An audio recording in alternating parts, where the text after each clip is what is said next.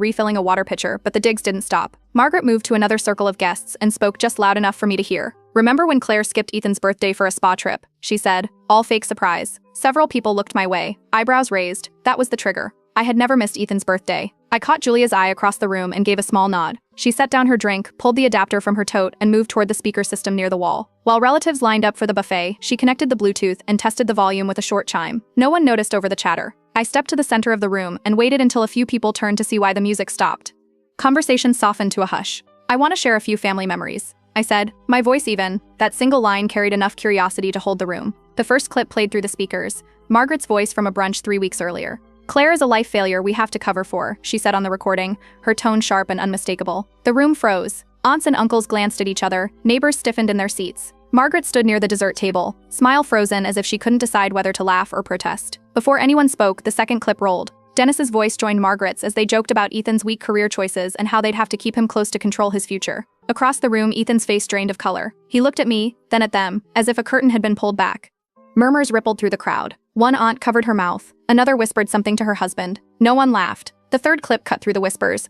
Margaret bragging to a friend about keeping Claire humble and making sure I never get too proud. The words echoed off the wooden walls and settled into silence. Margaret finally spoke, her voice sharp but shaky. "This is out of context," she insisted, glancing around for support. Dennis gave a nervous laugh and nodded, but no one joined in. I didn't raise my voice. "These are direct recordings," I said, just loud enough for everyone to hear. "No edits, no tricks. This is what I've been dealing with." Ethan stepped forward, his hands tight at his sides. "I thought it was just teasing," he said to them. "It's not." He looked back at me and gave a small nod. A cousin spoke from the corner, saying they'd noticed odd comments over the years but never knew how deep it went.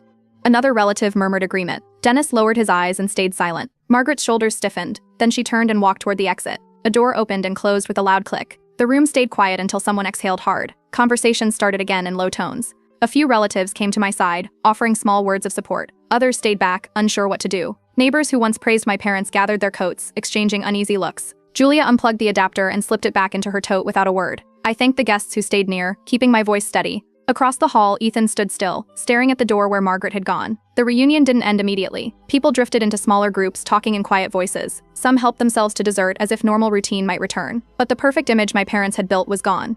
The recordings had spoken louder than anything I could have explained. The first clip ended, and the hall stayed silent. The sound of the lake outside carried through the open windows, small waves breaking against the dock. Faces around the room shifted from polite smiles to wide-eyed stares. Margaret stood near the dessert table, her lips pressed tight, the usual polished charm replaced by a rigid smile that didn't move. Dennis gave a quick laugh, the kind people use when they hope everyone will laugh along. He said the words were taken out of context, that it must have been a misunderstanding. No one joined him. The only response was a slow ripple of whispers as aunts and uncles turned toward